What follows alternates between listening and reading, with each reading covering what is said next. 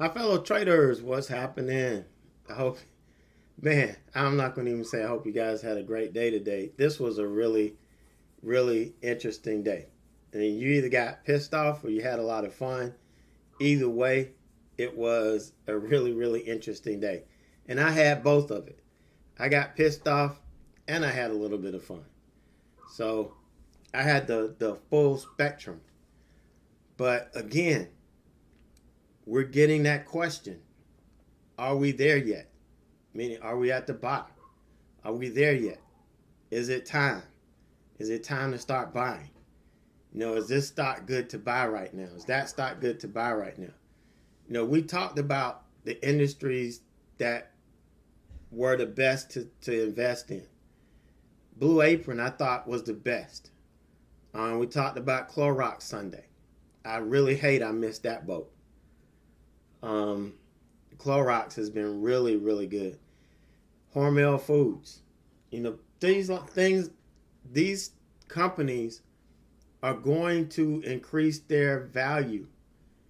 And what the market is anticipatory in nature, meaning it's forward thinking. What the levels that we're trading at now is where people think it's going to be 6 to 8 months from now. So right now they're thinking 6 to 8 months from now we're going to be at rock bottom. That's the general consensus right now. Now, if we get these series of bailouts, I guess for the lack of a better term, if they get through all three phases of this bailout relatively quickly and get it instilled, that may have people looking down the future saying, hey, we're not going to hurt that much. And so 6 to 8 months from now, we're going to be on the road to recovery. All right, this administration needs the market, needs everybody to see the market and everything right now being in a lot better shape 6 to 8 months from now. Why? Because that's the election. All right, so everybody on both sides are going to do whatever they need to do in order to make it happen. Remember 2008 was the same thing. It was all about this bailout. And it was all about trying to keep this economy intact. Because we were in an election year. Both sides were doing everything that they could do to put their best foot forward. That's what we're going through now. And once all of these things get put in place, we'll see how these investors and everybody with the money, how they feel about their future 6 to 8 months from now. But when we get to a bottom, you're gonna know it. All right, it's gonna be clear as day. Because look at no, we don't want to see that yet. Hold on. Look at this SPY here. And what I've been saying for the last 2 weeks is that if we test this level, this is the level I wanted to see tested. And if we break through this level and hold below this level, this is the low of the pullback in 2018. We didn't get to a bear market there. We almost did, but we didn't quite get there. They caught it before it got to a bear market, and we never looked back until just recently. And this was only because of this because of the coronavirus and how uncertain this thing is. They still haven't grasped how this thing spreads. We have a case here in the Midlands where this lady in the nursing home hadn't gone anywhere, didn't have any visitors, just had been in the nursing home the whole time, ended up contracting the virus, and she is so far as the only death in South Carolina from it. We have very few cases, but this one is baffling because how did she get it? And there's just so much that we're trying to answer. And I feel like if we try to rush this, then we're not going to get to the right answer. And then when it comes back, it's going to blow up in our face. So, yeah, I think the government is kind of doing the right thing by trying to keep this economy stimulated and buying themselves some time so that they can do this the right way. I think they're smart enough to know that if they do this the wrong way, it's not going to turn out the way they need to. And so, right now, I'm just waiting. You can look at this. Look at the candlesticks on this. Look how wicked these candlesticks are. I mean, this is just pure panic, pure fear.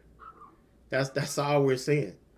And once this fear breaks, then we're gonna be, start to see some smooth action. Because let's go back a little bit. Once we saw this recover back in, I got to go back a good ways. Once we saw this recover, look at how nice this recovery was. Now, yeah, we had some pretty wicked candles, but not a whole lot of volatility. It just kind of worked its way up with, these little pullbacks in between. Just worked its way up. Not a whole lot of volatility, but it was somewhat uniform. And until we start seeing that, until we start seeing this volatility slow down and all of this uneasiness in these candlesticks, because all you have to do is read the candlesticks and it'll tell you everything you need to know. And right now, we're just not there yet. We may get a bounce. Once it starts, you want to keep an eye on the candlesticks. Look at the volatility. Look at the sentiment in the market at the time. Because I think we may, if anything, we may get a bounce. Maybe to 260. Maybe even to 270. But I don't think that we're not going to test lower. I just don't think so. I think eventually we're going to test lower. So I know the big guys, when I was watching TV tonight, I was waiting on the CEO from Starbucks to come on, and they were talking about how the market, everything is pointing to the market gapping up tomorrow at open. But if it gaps up at open, we're probably going to see a sell. And that's typically what it is. Like this morning, we opened on a gap down. We dipped, but we closed on a buy. We gap up, we're probably going to close on a sell. That's kind of what they're saying. But my thing is, we have to wait until the market starts trading. And then that's going to tell us everything that we need to know. All right, so let's take a look at yesterday. Now, I had to bug out of here yesterday. I had family issue. If you are a member, I did email everybody, so you know what the deal was. I only missed one execution on this. So I ended up red $329.13. I ended up red $329.13. And it was just the last executions that I didn't get this, because I didn't get back. And then after midnight, this thing erased. But thankfully, I still had this up from when I had to log out. So I was able to snapshot everything but that last piece. This was I can't really say what it was, other than this was a complete mess. Yesterday was a complete mess. Opening range breakout here attempt and fail. I go to buy it. We're able to take some off.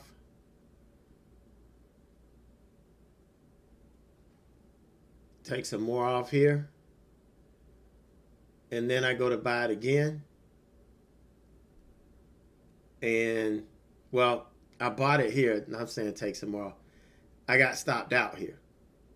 So I go to buy it again. And then we get the moves that we like to see. But guess what? I ran out. This was my final target. And I didn't add on this pullback because I was looking for it to pull back to the 9. It never did. And I kind of talked myself out of taking this trade. This would have been really solid and really put us in a good spot. But, of course, in my infinite wisdom, I'm going to buy here. Now, this was a good attempt. I'm not going to lie. This was a good a buy here because we bounced. We kind of set up over the 9. We claimed the 20 and the 9.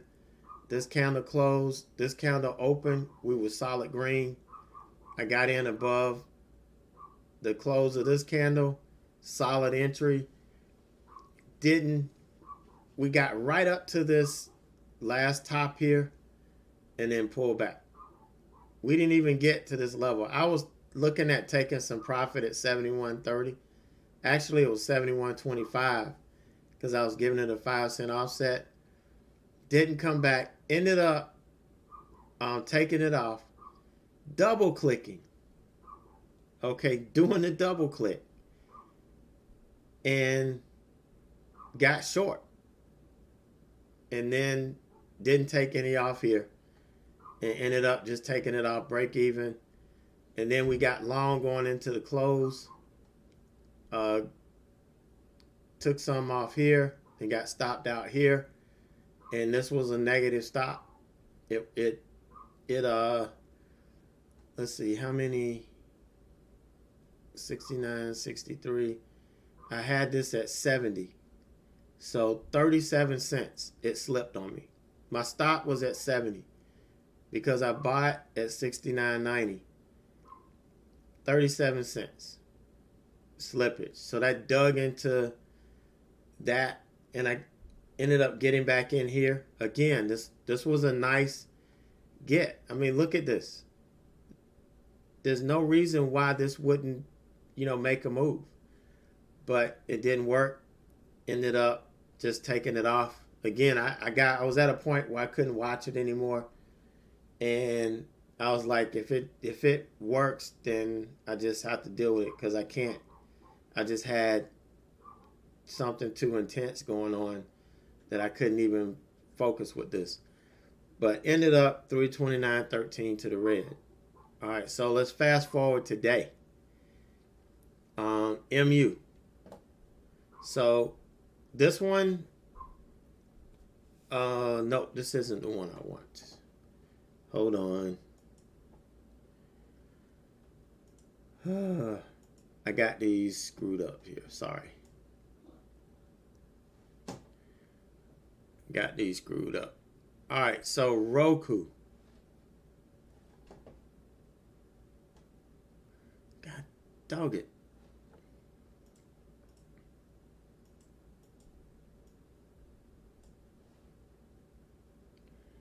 All right, there we go. Sorry.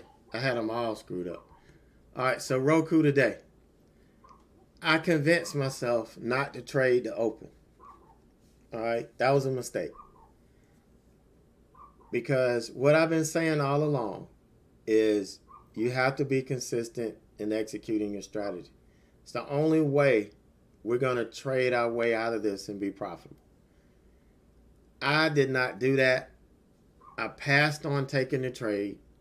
This would have been a really nice opening range breakout. And got the pullback here and was buying it for the next move up.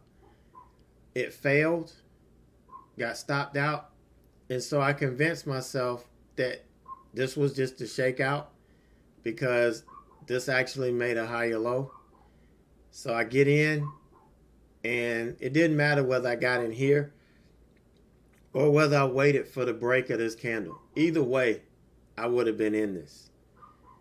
But I got in here because I just felt confident that this was it. And it turned around and blew me up. So that was how my day started. All right. That was the start to my day. And I didn't catch any of this. I was so over ROKU from yesterday till today. I'm like, I'm losing it. Now, this ROKU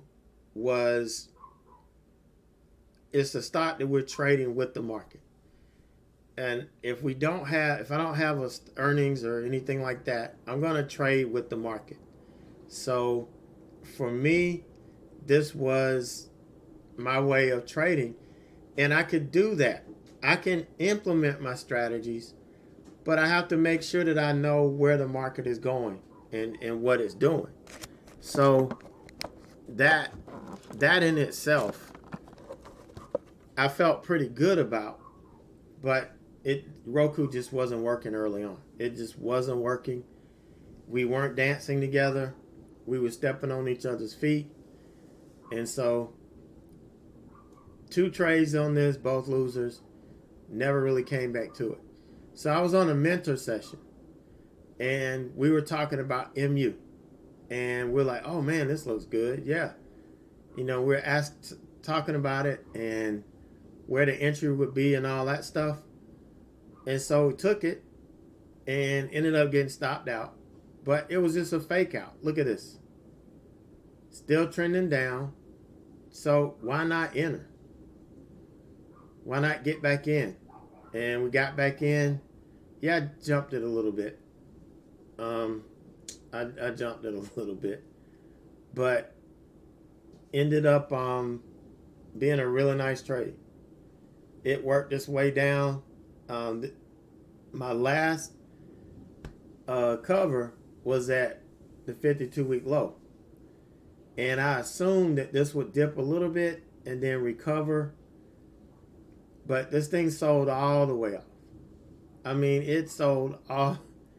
It came down another point after I got out, which just really made me sick. And then we bounced and it made the run up. So this market, it's just doing things that it's just a little bit extraordinary. You have to expect it. You got to expect it. But when it happens and you're thinking one thing and then this happens, unfortunately, we get messed up. So ended the day minus 519.94. MU about $450 on. ROKU we almost lost $1,000 on. So that was the bad part of the day. So to get to the best part of the day, this morning we were looking at BA, and this thing is still getting beat down. This stock is just continuing to get beat down. So we had some negative news on it as well. They're trying to get some funding unlocked and all of this stuff. There are rumors of it declaring bankruptcy and all of that. But it looked like a really good all-day hold opportunity, and that's what I was looking at. So I told you guys this was a perfect entry, maybe a little bit late, but as good of an entry as I could get on this. And the stop, now the ideal stop would be back up here. It's always going to be the pre-market high. But this was around 109, and I couldn't give it that much. And this was at 107. So with the ATR on this being $9 or $10, I have to take that into consideration. Now, this isn't an intraday trade like we would normally have, where we would take the ATR, the previous 6 candles, and then use that. This is more like a swing trade. So we have to look at the daily ATR and know that it can move that much this is how much it moves on average every day. So now you have a day where you may have a little catalyst. You've got to take take that in consideration. So I did, and I just kind of split the difference between 107 and 109 and just went with 108. You never want to put your stock right on the target. You want to give it some room, and with a stock like Tesla, you have to give it some room. And so you see we got in here, and of course at the open we're going to fight back. You're going to expect this stuff. Now sometimes this thing will run down and hit the first target and then rip up and stop you out. And sometimes it just goes against you, and this thing kind of fought all day but never really stopped us out. Came close here, but never really stopped us out, and we ended up getting the move that we were looking for later in the day. The good thing about this is one of these strategies where you just set it and let it work. If we were trading this and watching this intraday, and there were some people that were trading this and did watch this intraday and got stopped out, and of course they're mad, some of them are mad at me because I didn't stop out. But I say it over and over and over again, I am not watching this. I could care less what it does. I'm going to get an alert. If it hits my stop price, I set an alert through TD Ameritrade on my phone. And if it hit my stop price, I'll get an alert, and then I'll go back and see, did it stop out or did it jump my stop? Do I need to do anything with it? And then that'll be it. But I never got the alert. Never even thought about it until I started getting the alert that we were through 96. And that's when I started looking. And it hit 95. A couple candles later, hit 90. 85 was the final stop, but it didn't do it. So we held it. I didn't know if we were going to come back, but this is a bullish pattern right here. This is as bullish as you can get. The 9 coming up, but I just took it off right at the end, right before the close. This thing was starting to run. Just took the rest of it off. But all in all, this was the highlight of the day, because with very little work, very little worry, just set it and forget it. That's the way all day holds work. 32, 37, 39. Now, I know it. I make it sound simple, but it's not a strategy for newer traders that don't have the discipline to just walk away from it. If you newer traders have to keep an eye on their chart for some reason, they have to keep an eye on their trade, and what it does, it puts them in a disadvantage, and they're not able to allow the trade to do what it's going to do. You have to be able to get in it, set it, and not worry about it. It's either going to work or it's not going to work. And there's nothing you can do about it once you get in a trade. It's either going to work or it's not. And we've done our part. We executed it. We've got our stop in place. We've got our our profit targets in place. And we let it run. Now, the stop's not going to work pre-market. So you're going to have to kind of eye it during the pre-market. But once the market opens, you don't have to worry about it. Your stop will trigger if it hits it. And your profit targets will trigger if it hits. And then, we just kind of go from there. So, ended the day on a really good note. This is a trying market. It is. And you don't know whether it's going to go up or down the next day. And you don't want to guess. Again, you just come in, trade your strategy, be consistent with it, and move on. Don't make the mistake that I made this morning on Roku by not taking the opening range trade. Missing that and then feeling a certain kind of way about it probably caused me to make some bad decisions and, end up where we are. But, tomorrow's another day. We nailed this all-day hold. And, if the market gives it to us, we need to take it. So you guys have a great night, a great evening, and I will catch you tomorrow.